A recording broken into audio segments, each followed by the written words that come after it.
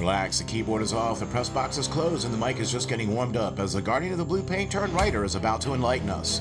The show where the writer is fresh off the presses and the ink is not dry. For this week's show, can the Flyers be a contender or are they just another pretender?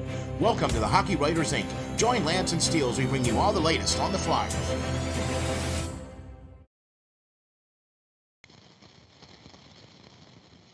Hi guys, welcome back to another edition of the Hockey Writers Inc. As always, I'm your host, Lance Green.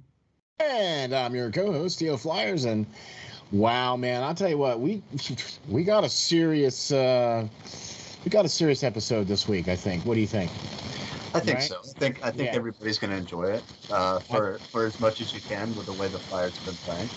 I mean, kudos to Perlo in the previous episode for hopping on and joining us, man. Thank you guys very much for watching and for checking us out.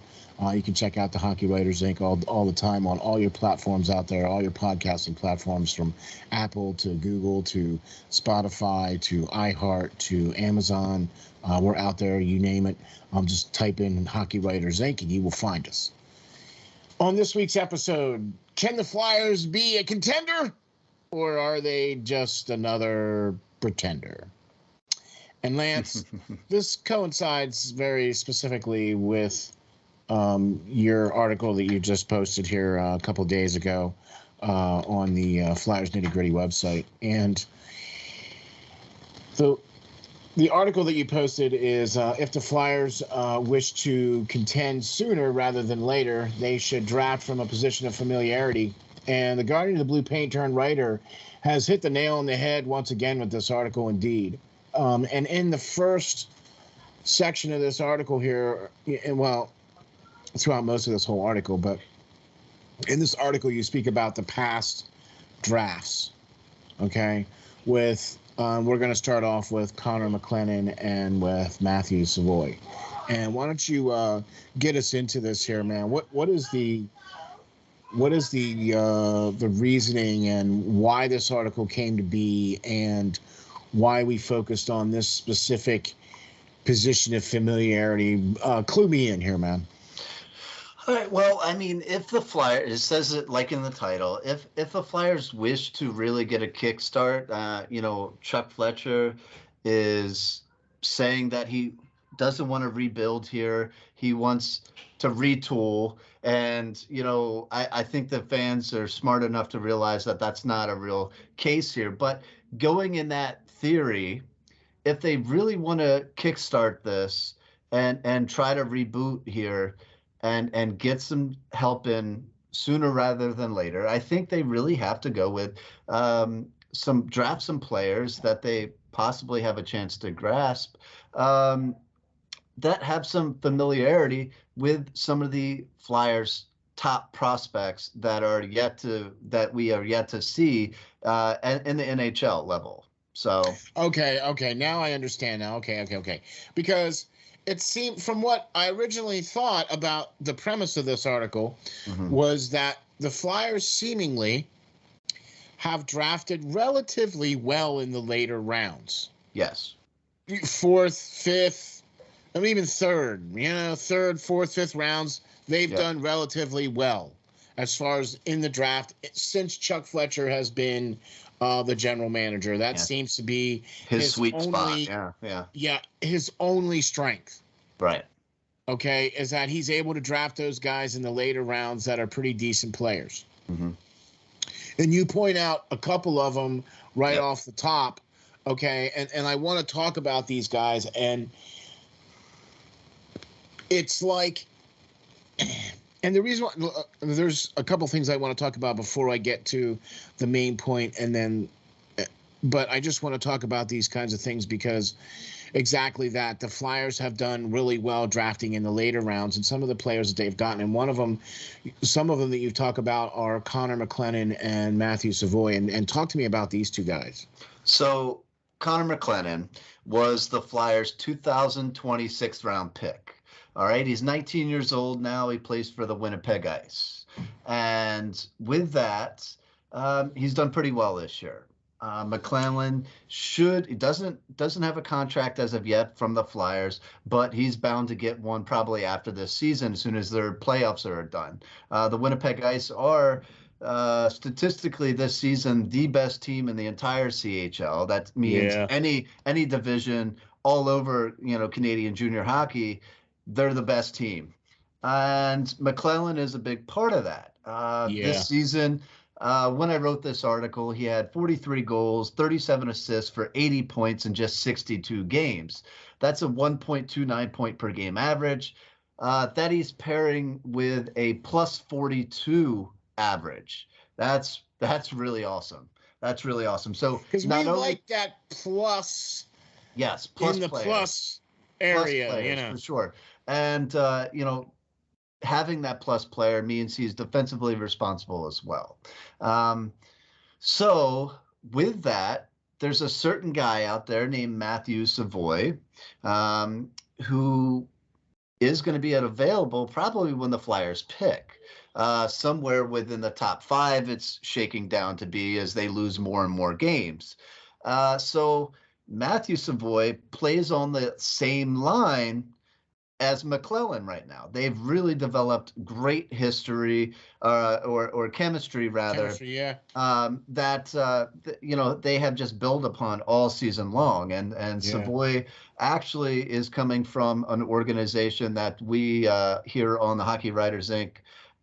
Really follow, and the Dubuque Fighting Saints that he played with last year. So they've developed great players down there, and it shows with Savoy coming to the Winnipeg Ice this year.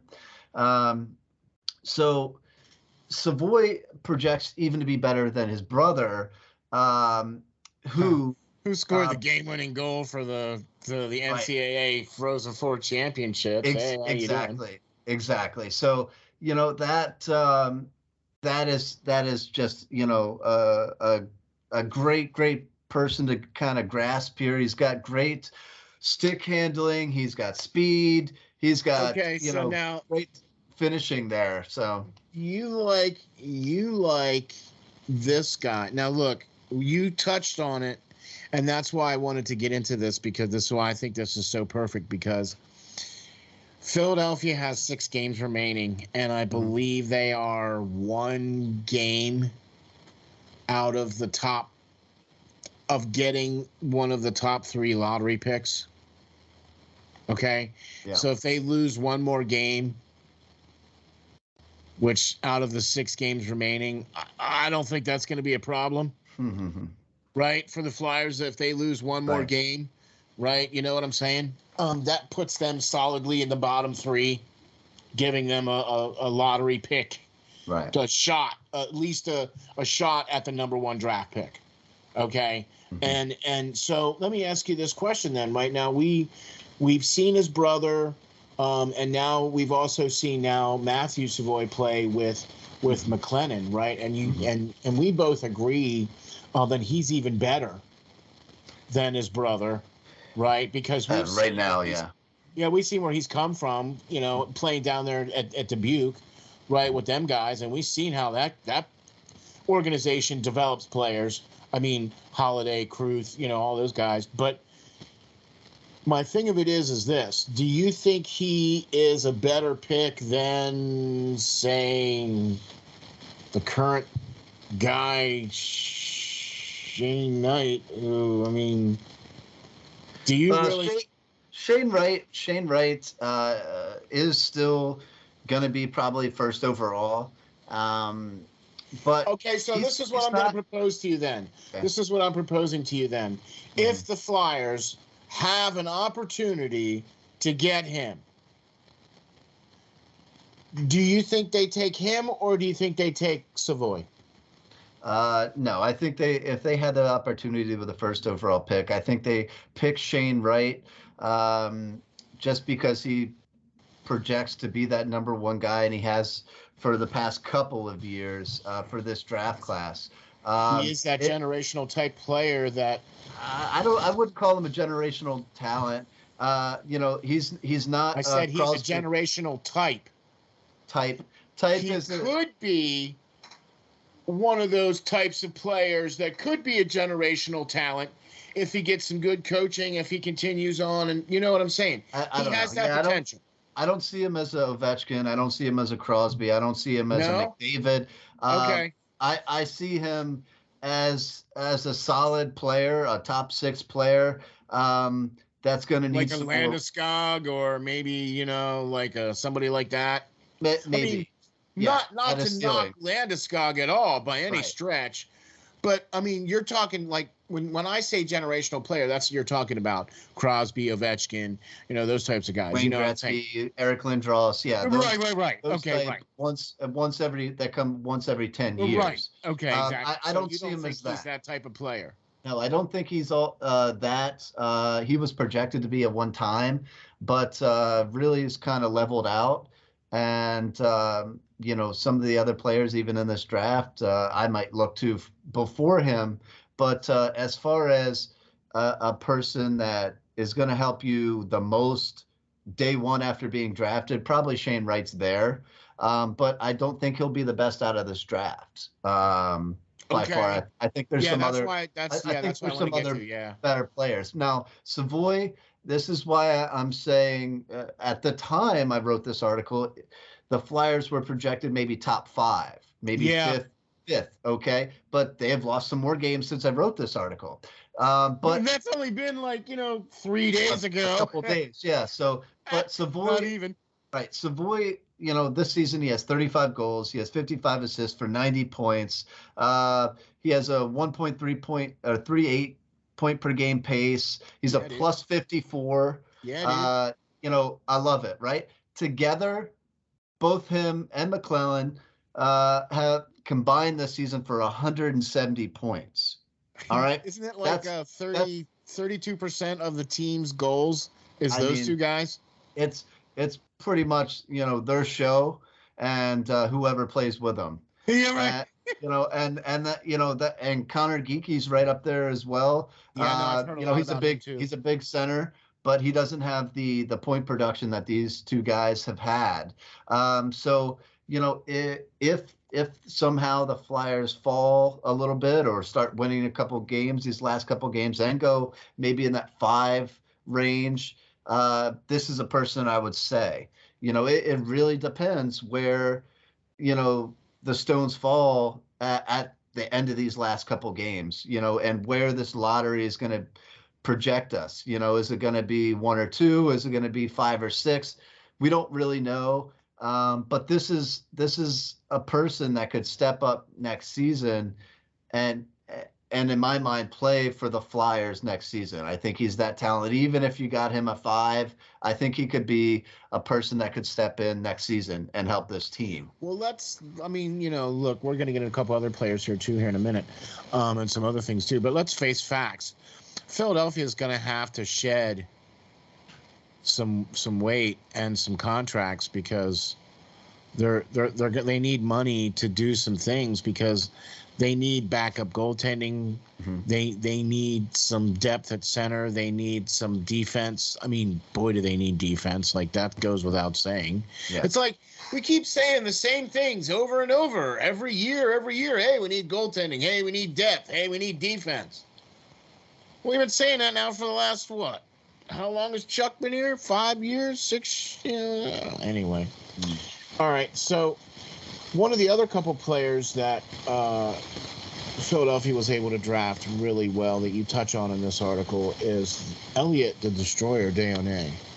And aside from the injury, man, I'll tell you what, I have really been impressed with what he's done as far as how he's played in the juniors. I mean, he had a little bit of an injury there, and he was able to take that bump in stride. You know what I mean? And I think his game has progressed. And I think he's that one player that we got, in the 2nd round last year? Or no, he's out of the 5th round. Yeah, he's 2020 right. 5th round pick. Like you said, you know, that's where Chuck's bread and butter is in the later rounds, apparently. And he's able to find some talent. Talk to me about Elliott Deone, and then you also mentioned another player, which is Jordan Dumas. Yes. So Elliott was one of the Flyers' last cuts this year, if you remember. Yeah. Before they sent him back, he really showed me some things in preseason this year, and I really wish he would have stuck around. But the Flyers, being the Flyers, they decided to fill the roster with a lot of elderly, Not those guys. yeah, elderly players. That's a good way to put it. Elderly. Yeah, that are in their 30s and everything like that. And that's sad when you call players in their 30s elderly. But listen, I'm that age, so that's as much heart-wrenching to me hearing that. Yeah, but truth is truth, and the NHL is getting younger and younger, and faster and more skilled than it used to be. I mean, and yep, and Elliott is one of those players. He was the captain for Halifax this year. He did have the injury, like you said. He was limited to 55 games so far. He still had 33 goals, 40 assists, and 73 points for a 1.32 point per game pace. Now, like McClellan, Desjardins can't take all that success on his own. He can't take all that credit because he's playing with a draft-eligible player in Jordan Dumas that has had a pretty good season of his own this year. And, actually the same numbers as Savoy has had, who's going to be a top 5 pick. He has 35 goals, 55 assists for 90 points, just like Savoy this year. A lot of people are sleeping on this guy a little bit. His name is only starting to creep up draft boards. And right now, teams or mock drafts are saying maybe second, maybe third round pick for this kid. Again, he's 5'9". A lot of these players coming out today are smaller guys. And Savoy is a smaller guy as well. But as you've seen with Bobby Brink, you can survive if you're smaller, if you have that speed and you have that skill.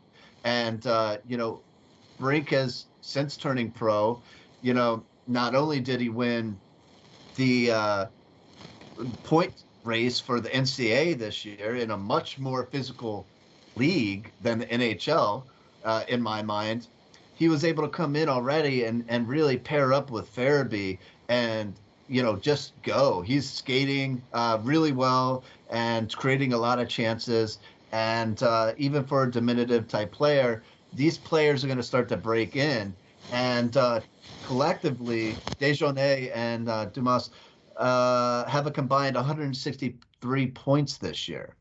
So, if the Flyers, and I know what you guys are saying, and I said it in my article as well, hey, I know the Flyers don't have a second round pick. If the Flyers thought he was going to be taken in the second round before he would fall to them in the third, then they could trade some assets. They have numerous third round picks next year. They have numerous second round picks.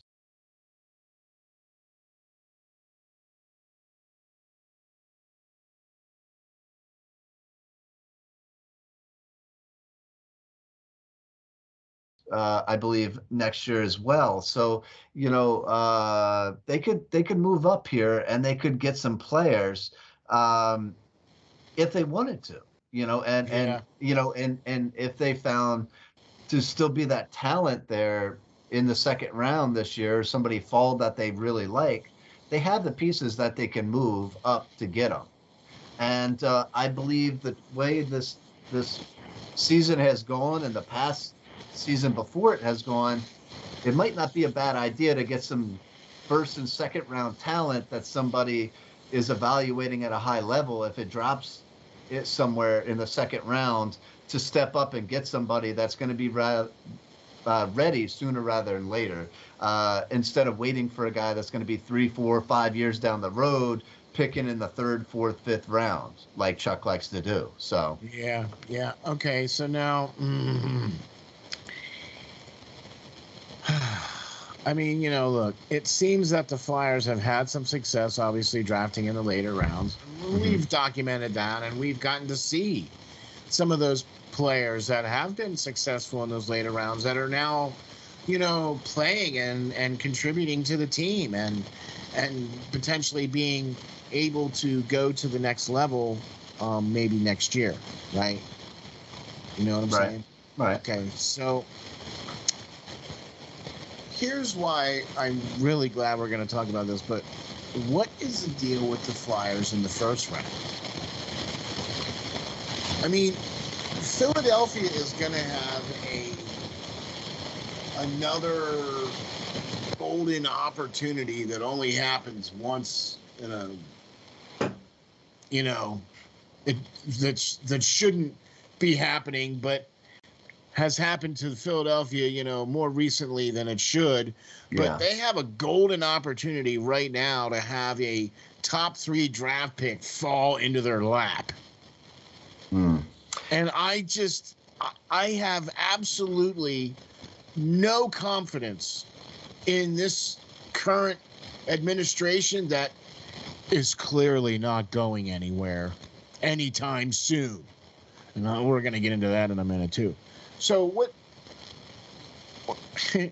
I mean, there's a few players that are in the top, say, 5 that are pretty much, I would say, at least 70% on the good side of being an NHLer. And then once you get after the top 5, it pretty much drops off. I would disagree. Not too badly, but you know what I'm saying. Yeah, I like a lot of players in this first round. I think it's a top-heavy draft. Yeah. Within the top 2 rounds, I think there's a lot of good NHL talent. Okay. But it's, elite players. I don't know. I mean, I like Savoy. I like Slefkovsky, who's projected. He's from Slovakia, big forward. There's some good right-hand shot defensemen and Nimchek. So I don't know. I like some guys up top there, but I don't think they're going to be the answer for replacing Giroux or anything like that.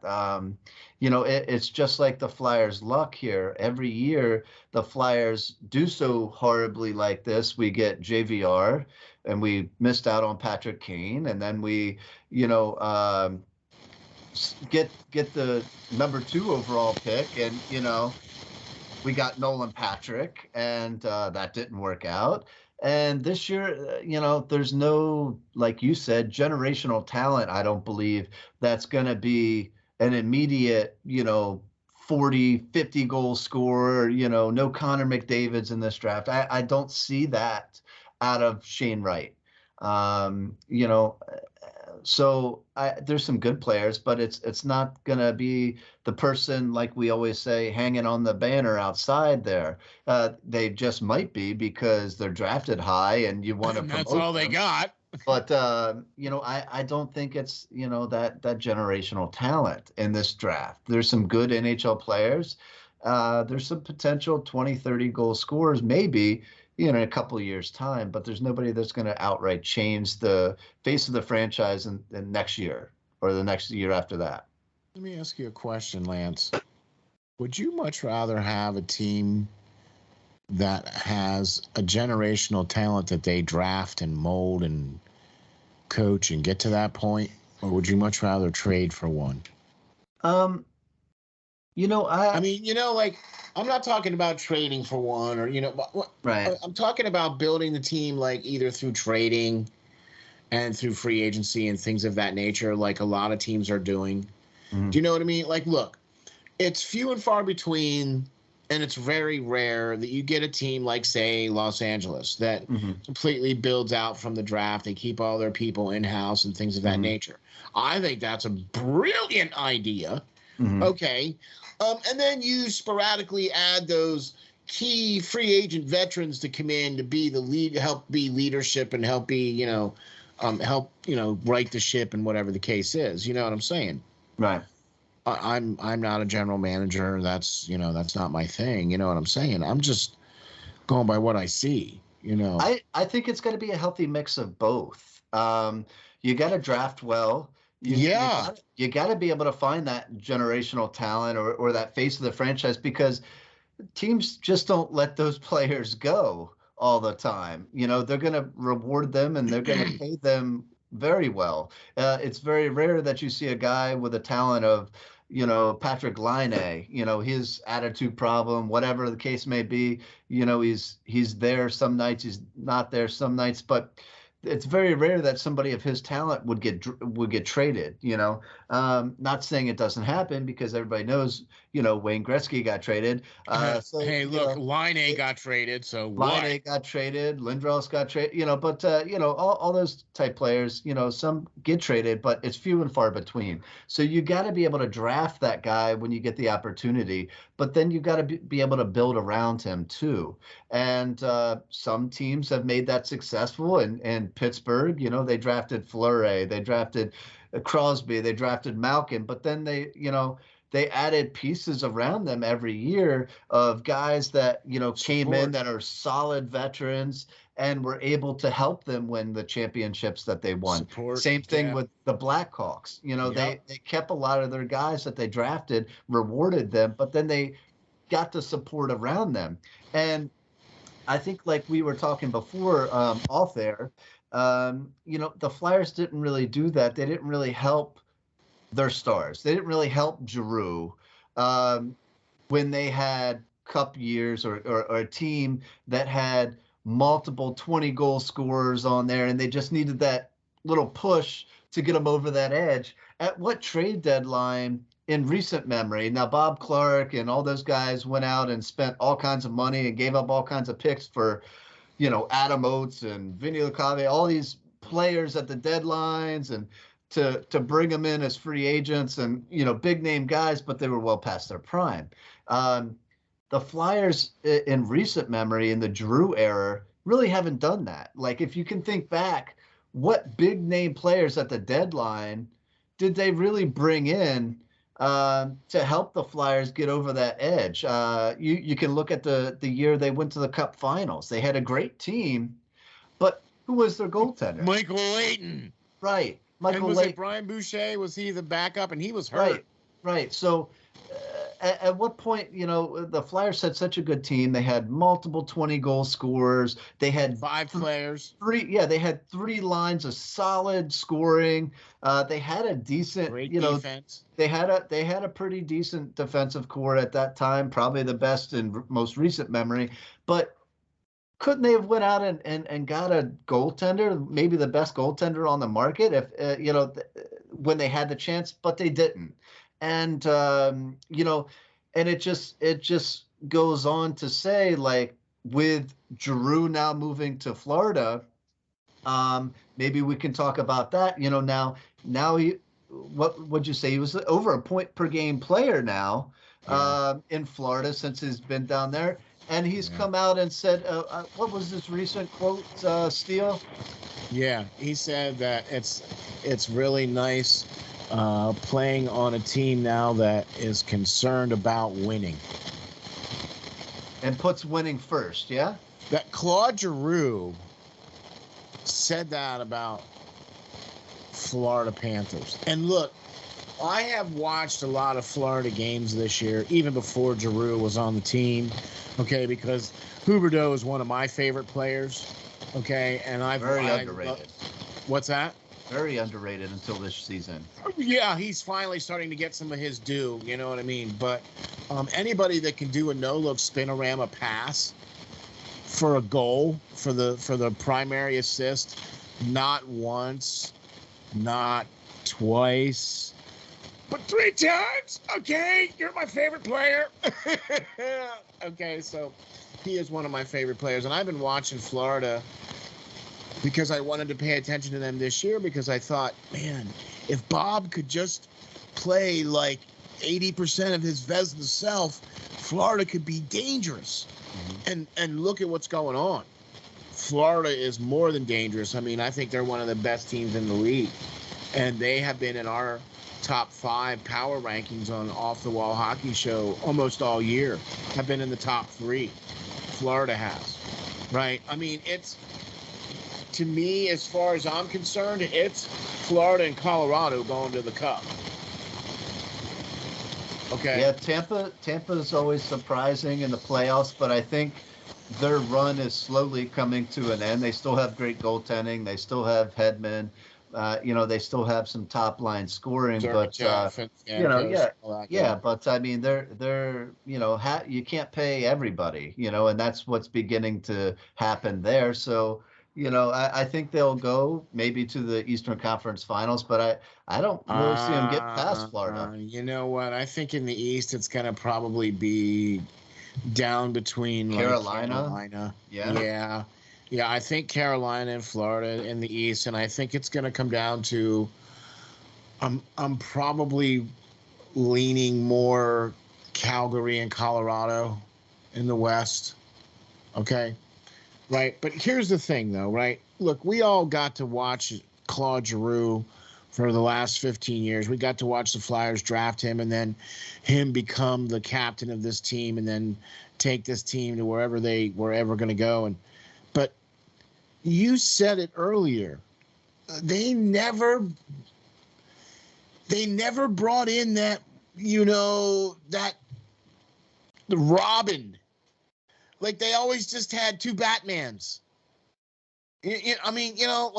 Referring to Voracek, yeah, they were the same type player. I mean, that's what I mean, right? They never brought in that guy that could complement Giroux. Or they never brought in another guy that, was a driver that was going to be driving the play like Giroux does, right? Giroux is a playmaker, okay? He's going to be that guy that's going to go into the zone, make a couple of guys miss, look for that open pass because there's going to be somebody coming down the wing because Giroux is going to take all the attention. And he's going to dipsy-do and stick handle and blah, blah, blah and get the attention so he can pass the puck because he's a playmaker. That's how he is. That's how he's made his money for the last 15 years for the Flyers. Well, and if you look at it, I know people's heads are probably falling back to, full years prior and saying maybe Wayne Simmons and Scott Hartnell and all that. But those players, I mean, they had their success probably because of Giroux and on the power play and all that. You know what I mean? He helped them out a lot. And, once they left and he really, and, Voracek left then, and got traded. But, he's really left with nobody. Cam Atkinson, I think, was a great addition, and he was a lot more of a shooter than Giroux has had in the past, but I don't think he was enough this season, and Giroux simply couldn't do it himself. He's in his, mid-30s now, or getting there. So, he shouldn't have been, held to that level of expectation anymore. And, now that he's a secondary piece to a guy like Huberdeau, you're seeing the success that he could have brought if you brought in somebody. But, the Flyers didn't draft his next player to be, and over the 15 years since you drafted him. You didn't bring in anybody that was really that elite level talent to play with him. And I think that's why the Flyers really haven't, won a cup in the past 15 years, because they really never gave him the supporting cast that he really needed. And I'm sorry, but Simmons and Voracek ain't it. Yeah, they are not superstar players. Right. Okay. I'm sorry. They're just not. Okay. You're less than a point per game player. That's not superstar as far as I'm concerned. Well, and if you look at the teams that are really successful, you look at the ones that have won the cups. You look at Chicago. You had Taves and Kane there. You look at Tampa. They have Stamkos. They have Kucherov. They have but they also had goaltending. Right. They also had defense. They also had special teams. But we're talking about scoring too. Just being able to go out there and rely on those top players to score that goal. You know what I mean? And that's where I'm trying to get at now.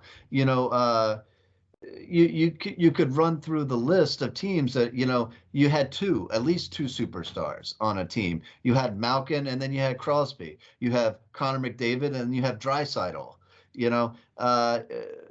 You can go through every team that's successful, and they at least have two, elite level players, so that if some a more team than is, others, some more than a la others, Colorado, Carolina, Florida, Tampa Bay, right, Pittsburgh, they have But- more than one. right, and that's what you need, because in retrospect, if you only have one, and say, Giroux, if I even would put him at that level, I think he's a great number two to somebody's number one, which he is now in Florida. But if you look at that and only have that one, then guys double or triple team them and take them out of the game. And then you're done. You can't do that when you're facing Edmonton. You can't do that when you're facing Washington. If you stop Ovechkin, or Carolina, you got Backstrom. You got all these players there that, they have a solid number two. And I don't think the Flyers have ever really gave that to Giroux during his time here. And that's why they really weren't successful. At other years, they had better defense, and they had a little bit better goaltending some years, not many, but during his time there. So I don't know. There's a lot of holes. Everybody knows there's a lot of holes. There's a lot of questions within this organization, and all I'm getting from fans, every article I pretty much put out now, is new management needed, new ownership needed, and we've been saying that for a while, but at the end of the day, if you had a cash cow, would you just up and sell it? No. So I think we gotta, we're stuck with Comcast. And Comcast, unfortunately. You mean stuck like Chuck, or stuck with Chuck? Stuck with Chuck, because Dave Scott likes him. And that whole nepotism thing, and he's his, more of a friend, and viewed as more of a friend than a personnel that was hired. So I don't know. It's rough. It's a rough outlook here, and it's hard to talk any kind of good or uplifting thoughts to be had when you're talking about the Flyers right now. I'm glad you brought that up, because that was something that, obviously in our last show, we talked about the great and almighty powerful nepotism that has run rampant through the Flyers within, the last 20 odd years. And somebody had brought up a comment about the fact that, Chuck Fletcher and Alain Vigneault were not part of the Flyers organization at all. And, that's a great point. But it didn't really matter, because they were allowed to continue to perpetuate the Flyers' nepotism by bringing in people and players and coaches that helped them fail in their previous role. Mm-hmm. Right? So we got AV got to bring in players and coaches that he had previously when he was in New York and other places, right? And Chuck Fletcher brought in a whole bunch of other coaches and administrative and, players and everything to either be to fit for AV or from Minnesota. Mm-hmm. I mean, currently the current bench right now for Philadelphia is the last bench that he had in Minnesota. Right. Yeah. I mean, he brought in. It's just 10 years later. Yeah. Not only Mike Yeo and the assistant coach that he brought in to help Mike Yeo this season, but after AV was fired. But you have Chris Stewart was brought in. Now he's a member of the player development that's surely lacking. You have Curtis Gabriel, Jerry Mayhew, which I liked as a AHL call-up guy. Nick Seeler, all these guys were, with him in Minnesota that, caused him to get fired. So can't forget his assistant GM, Brent Flair, who's still there as well. So, I think that AV and, Chuck Fletcher only came into Philadelphia and, drank the wine here and saw the rampant nepotism that was here already and said, hey, we can do that too. And bring in our own guys. That's a good way to put that. Yeah, and bring in our own guys, and AV did the same thing with bringing in players with. I think he pretty much demanded Kevin Hayes be signed when he came in here, and Chuck Fletcher did what he was asked because he wanted AV to be the coach. Keith Yandel, all these players that were linked somehow to the failed New York teams that he had with the Rangers, came in here, and we've all seen the struggles that Yandel has had this year and everything else. So, I don't know why you would bring back failed experiments from your past jobs that, got you the axe, but these guys seem to do it, and doesn't make a whole lot of sense. Doesn't matter.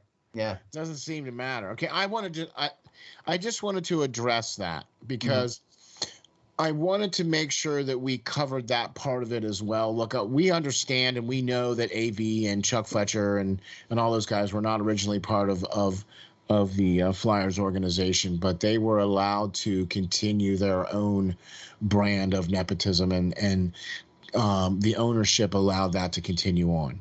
Okay.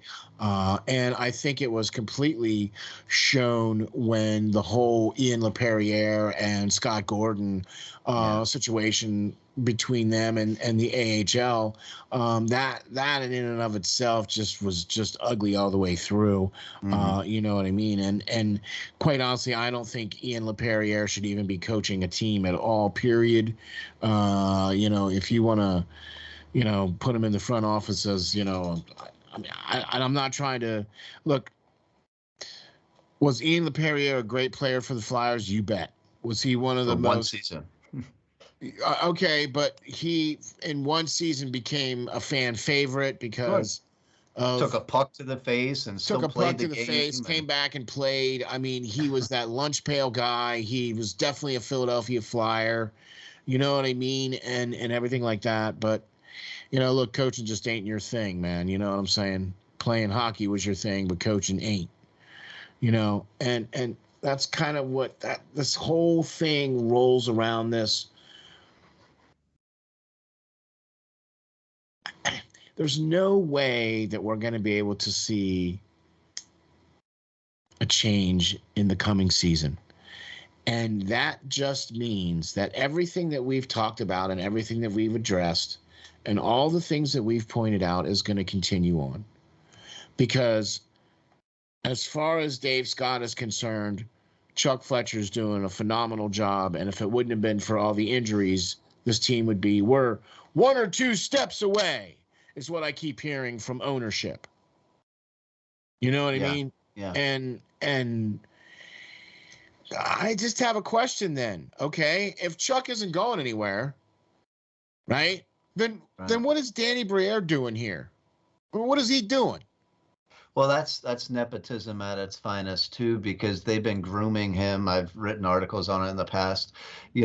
They've been grooming. The Flyers organization has been grooming him ever since he hung up the skates for the last time as a player. No, I know. To go back to school, to do all, to give him a job as a GM in the ECHL level for a team that they own, the Comcast owns. So they've had him in mind for some time. I don't know. I mean, he had no experience, but you groomed him because you liked him, and he's pretty much probably going to be the next Flyers GM. That's, it's only a matter of time when they want to decide to move on from Chuck Fletcher, and or feel that he's ready to take over that role. So, which means then that this next offseason is going to be another Chuck Fletcher offseason with another Chuck Fletcher draft. And the Flyers are going to have a lottery pick in the draft. Okay. And frankly, I'm scared, man. I mean, The only way to get good is to stink. Okay? And the only way to really realize that you stink is to admit the fact that you stink. Yeah. Okay? Embrace it. Philadelphia needs to admit the fact that they stink. Okay? And that this thing needs to be burned from the ground up and start over. Yeah. And until they admit that, this team is going to perpetually be middle of the road. Yeah. Because all they care about is making sure that they're making profit. They don't care about the product on the ice, and they surely don't care about the players or the associations or the alumni or anything else like that. I mean, they basically had to be goaded into the fact to put something out there for Ed Snyder for the day that he was, or his birthday or the day he passed or whatever. I mean, that's the kind of stuff that I'm talking about here. Mm-hmm. You know, you have all this nepotism. You want to take care of players, yet this is how you act towards the alumni, and then this is how you act towards other players. And the fact that when they retired Paul Holmgren and Rick Tocchet, that, they did it at such a weird time that there was nobody there. Do you know what I mean? Like, and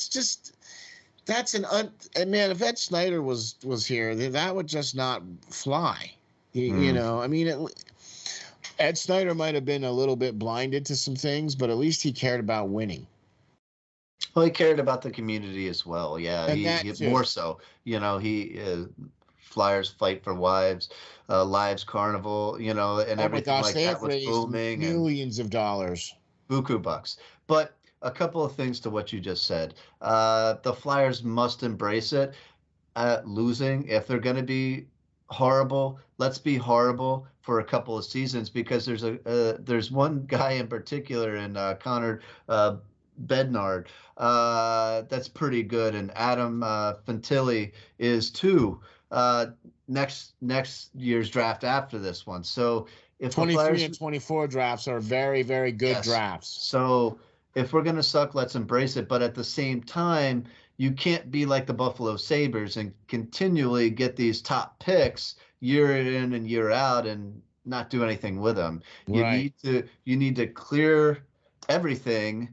GM, player development. We've been saying this for weeks upon weeks, all season long, really. Clean house and start fresh and get some talented people in here that are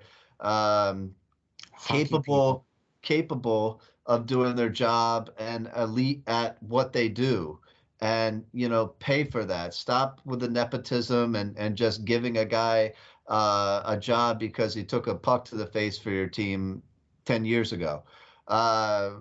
That's all well and good, and but at the same time, we need people that are committed to winning, and this organization needs to become committed to winning. But first do that. They really need to, the Penguins sucked for years, and then they got Sidney Crosby, and they got Malkin, and they got Fleury, and then they had the key pieces to build around to make a dynasty, which they did then. Of which they around. Did. How many years did Chicago suck before they got all those guys that they got, and then were able to build around them? The Flyers need to stop faking the funk and just realize that they're garbage at this point. Yes, injuries occurred this season, but injuries occur with every single team. That they didn't have the depth. They thought they would out of camp. They didn't, so they had to go out and claim players that other people were throwing away just to make a roster, in Patrick Brown and Zach McEwen, which I like McEwen. But, so they don't even have enough talent to fulfill their own team. They had to go out and steal somebody else's throwaways. It's just frustrating to see this, and they just need to wake up and realize what they are and accept that, and really go forward from that point. Okay, this is something that we haven't really talked about very much, and it's something that I want to talk about a little bit here to kind of wrap us up here a little bit. But since it appears that Chuck Fletcher is staying, Mhm. and it also appears that Mike Yeo is obviously the lame duck coach. So who's going to be the next coach of the Flyers? Man, it's a tough question. If you look at and believe that the Flyers nepotism route is still running rampart, there, Rick Tocchet might get that job, but he's been an excellent assistant coach, but his time as a head coach has been nothing but um, horrible, horrible seasons. So I hope that they don't go out and sign him to be the next head coach.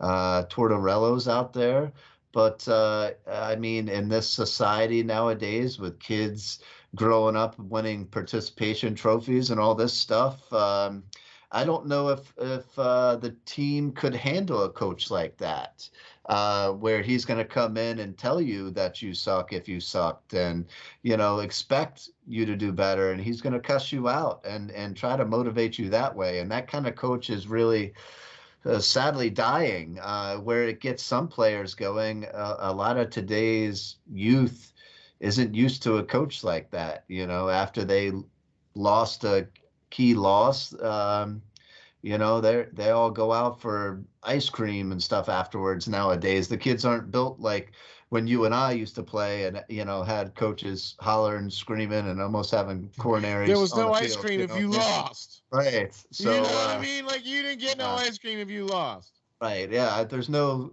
suicides at practice anymore, or whatever. If you lost a game or whatever because you didn't go out and give your best or whatever. You were practicing the next day. Yeah. Yep. There's no two-a-days or nothing like that. So it's tough to say who's going to be this coach. Maybe Claude Julien, although I think he's a little long in the tooth. He's had some health problems lately. Well, that's the thing. He left Montreal because of that, and now I think because he's back healthy now, I think he might potentially, but it's all going to be how that's because he doesn't really have a good reputation with playing the kids, and Philadelphia needs to be younger. Mm-hmm. They really do. They can't be affording to be bringing in these guys like Braun and Thompson and Yandel and keeping these geriatric players around. They need to get rid of these guys and get the youth in here, man, because let's face it, if you're going to suck, you might as well suck with the young guys. Yeah. Well, we already talked before. I like Knobloch, who was an assistant coach here before. He does really well with the youth. He's currently a head coach for New York Rangers AHL team, the Wolfpack. I really like him. His systems are great. He does well with youth.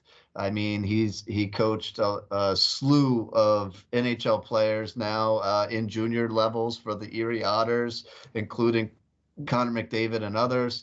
So I really like him, but that's just me. There's some other coaches. I'm with you on that. There. I agree. I like that. I think that would be a great pick for a coach, but I don't see it happening. I don't see it happening. I think they go out.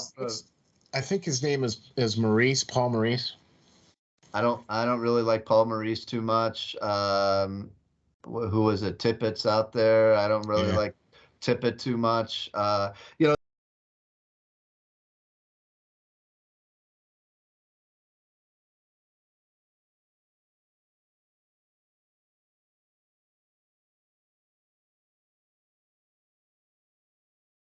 There's a whole lot to pick from. I liked Bruce Boudreau. He's got a great winning percentage in the regular season. He really knows how to take whatever the team gives him as a whole and really commit them to winning. Now. Yep, he's got a job. So I really liked him. I thought the AV firing was a little late.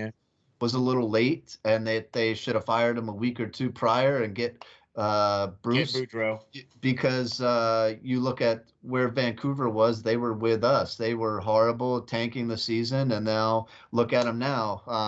Fighting for a spot. Fighting for a spot. had totally changed their season around. They were talking about getting rid of, franchise guys and starting over, and now those guys are producing under Boudreaux. Exactly. He doesn't have a great playoff, record as well, but well, Vancouver, I don't think is going to go that far anyway, because I think the West is a little too, sure, yeah. But still, yeah. But that would have been a good pick in my mind, but to kind of get this team back on the right track. But I really don't know what they plan to do. All I know is Mike Yeo ain't it, and he wasn't it in Minnesota. He's not it in Philadelphia. So options are limited. You'll have to see what coaches may get fired at the end of this season, and maybe a couple of names pop up. But I don't know. So that's the other thing too. Okay. All right. Well, and then final question. Who do you think is going to be the next captain? I said this for some time. I think Couturier will be. If you watch him and when he's healthy and practices and everything like that, he's really taken on that Jaromir Jagr approach, and he's the first one there. Usually he's one of the last ones off the ice every single day. If he's missed a wide open net or something like that, or a chance the night before, you can bet that the next morning he's going to be in practice firing from that position and working on that missed shot or whatever, a bucket full of pucks and pick them up and do it again. So he's that guy that should be leading this team out of the group that we have now. Do I see him being a long-term captain? Probably not. But I don't know. I don't think Hayes is essentially a captain. I like him as an assistant, but also he's far too injury prone to be wearing a C to not be out on the ice. So we'll have to see. We'll have to see in my mind. Okay, I was thinking of him or maybe Scott Lawton. I really like Scotty Lawton. I think he should be an assistant. He's really been that one guy that has worked his whole career to get to the point where he is. He is a Flyer through and through in my mind. I really like him. I was kind of calling for him to be traded, for those years and stuff like that. But he's really come through late and really picked it up and made a solid NHL player. And he's a grinder. He does all the hard stuff that nobody else wants to do. He forechecks like crazy. He plays wing. He plays center. He plays penalty kill. Whatever you need him to do, he does. But he doesn't care. Yeah, exactly. I like that. I like him. He can play up and down the lineup. So I really like Scotty Lawton, and I think he's deserving of at least an assistant. Or an A on his shirt next season. Okay. The reason why I asked that is because, look, I honestly feel that the Philadelphia Flyers is going to be a very different looking team next year, not just from the bench side of things, but also from what's going to be out on the ice. Because I think a lot of the players that are currently out on the ice right now that are dressing for the Flyers ain't going to be dressing for the Flyers next year. It just doesn't equate to being that way, because it's basically just a mess out there skating around right now. There's no cohesion, there's no organization, there's no nothing, there's no leadership. You just got guys skating around. Mm-hmm. You know what I mean? Unless you have a team out there on the ice, and the only way you can do that is if you have to have a captain, you have to have a good coach. Do you know what I mean? And I don't think they have a good coach, and they don't have a captain. Okay. Right. And as far as that goes, I think that the Flyers, to their credit, the one positive thing I can say about them is they're losing the right way right now. And that's by seeing what you got. You shut down Carter Hart for this season. You shut down Couturier essentially for the season. And you're really, letting him get healthy. You're really seeing what you got in these young kids, giving it an extended look, and seeing what you got, because you do have a lot of restricted free agents like Morgan Frost and everything that you really need to see, is it worth signing them back? You really have some questions on this roster, like you said. A lot of people that potentially might not be or shouldn't be here next season. So they're really giving the kids a shot, getting some experience while, at the same time tanking and losing games, like they should be doing. Hey, they're finally doing something right. The Flyers will usually go that route, and this time of year, even though they're not going to make it, they decide to start winning some games and wake up and get to the draft to the 10 to 15th, and miss the playoffs rather than just sucking and going for a good draft pick. So they're finally doing something right. They can lose right now. So keep going, Flyers. You're doing a good job. Let's get a top 3 pick.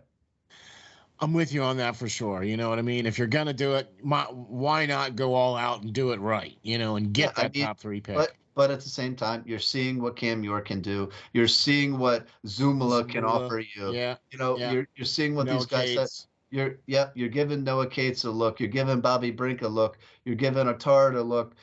You're giving Tippett, an extended look in the top 6. So I like it.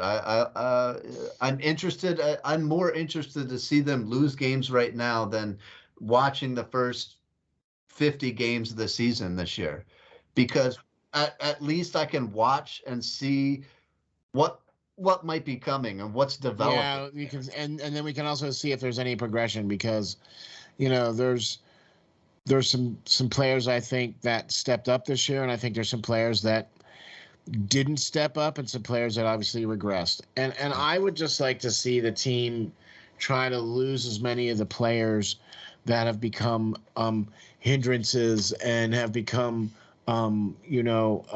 liabilities to the team. I would like to see some of these guys packaged up into draft trades or whatever the case is, and let's build and get a crap load of draft picks, because look, let's face it, not this year, but the next 2 years, if you start building draft picks for the next 2 years, that's the way to go. Like, if you look at what Seattle did in the trade deadline this past year, dude, they picked up over 15 draft picks for 23, 24. Okay, and a good chunk of them were in the first 3 rounds. Yeah, and I mean, Arizona this year has 3 first-round picks, 4 second-round picks. Next season, or the 2023, like you were saying, they have 3 third-round picks, 2 fourth-round picks already, and probably going to add to that next season. So that's what I mean. That's how you rebuild. You got a boatload of picks in the first couple rounds, and you're bound to hit on at least 1 or 2 of them. Or 3. When you got that many. So exactly, that's what the Flyers need to do. But at the same time, they didn't even have players that anybody wanted. So I mean, that just goes to show you that they couldn't even trade our players away because nobody wanted them. You know what I mean? So, all right. Well, look, there is some things to look forward to for this team. The draft is coming up. There is some good players. They are going to potentially have a decent draft pick this year. You know what I mean? So I really think that there is some light at the end of the tunnel. It's just not going to be next year. Do you know what I mean? For sure. Yeah, I think the Flyers are a lot further away than what management and everybody believes or thinks they are. I think they're further away than just a quote-unquote aggressive retool. I think they just need to start over. Well, and I do too, but I think that if they just were honest and said that, I think at this point the Flyers faithful would be okay with that and saying, "Hey, look, you say that. We're gonna go and we're gonna stink for a couple of years. We're gonna play the kids. We're gonna see what we got." And go from there. We're going to get some high draft picks and try to rebuild, and try to create that, come back to that point of, the upper echelons again, because right now we're not. You know what, Lance? It's amazing that you said that, Lance, because look, there's only one other podcast that I listen to, and that's the O&B podcast. Okay. and I listened to the great Isaiah and the great Chef and the smooth Dan Silver, and I got to tell you something. That's exactly what they said. That's exactly what they said. Look, if they just came out and admitted that, hey, look, we messed up. We went behind the shed and did the bad thing, and we're sorry, and now we're going to try and fix it. And that's exactly what all three of the guys on O&B Puckcast all said, the same thing. If they just came out and admit, they would actually win back some fans. Because as you've seen, and as we've all seen, man, the fans have voiced their opinion. Okay, and when you don't show up for games, that's a pretty loud voice, I would think. Yep, and that's, that's a big thing that's been happening all season, and maybe the Flyers don't, really see that because ring, here it's for you. COVID issues and the mask mandates and the, vaccination, all that good happy stuff that you had to show your card at one point this season, and a lot of people sold all their tickets, and just want to do that, and that's fine, that's their choice and all that good stuff, but you don't have any of that right now, and they're still not showing up because they're tired of the same old mediocrity. They're tired of the nepotism. They're tired of the same old song and dance from this team. Exactly. They want to see real change. And if you committed to real change and really trying to go out there and fix the problem, like we just said, then the fans would be okay with it. The fans would come back. I think they would embrace. Things again if you just came out and did that and said that and then made it right. I would go see games if they were going to play the youth, if they were going to let these guys that are our top prospects play and stop signing these overage veterans that are well past their prime to fill roster spots. If you're going to suck with the youth, let them build together. And the only way to let them build together is to let them lose together. Right? I mean, gosh. Anyway, look, we've talked about this before many times. Lance, do you got any sweet little previews, any upcomings? I don't really. I have some ideas, but I'm trying to look for some positive notes to write about this team. It's just hard. It's just hard at this point. So. It is, but you know what though? Here's the cool thing. So we have the draft is coming up.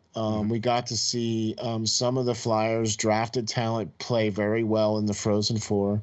Right. So there is some good promise out there. Look, we're not saying that all of this team is bad. There are some very, very good, talented players on this team. Okay, but it's been a huge failure for the Flyers development staff to develop the players that they're drafting, and that doesn't bode well with moving forward. You know what I mean? And that's what scares me the most moving forward, is that the same type of system is going to be the same in place as we go forward with a new round of young players and things of that nature, and it just means it's going to be the same year after year after year. I hope that's not the case. We all both here at Hockey Writers Inc. feel that this team can get righted if they do the things that we suggest that they do. Obviously, they need to listen to the show, and they clearly are not. So, but thank you guys all for listening to the show. Thank you very much, man. Last show did really well, so thank you very much for that. Really appreciate all your support. Also, big, huge thank you to the Flyers Nitty Gritty. You get the Hockey Writers Inc. salute. Thank you guys all very much for this support and for putting us out there on the site, man. I really, really do appreciate that. Also, big props out to O&B Puckcast. As we mentioned, you guys' show earlier, and thanks for being the standard and from being, what we try to achieve as well, too. So thanks, guys, of the O&B Puckcast. That's Isaiah.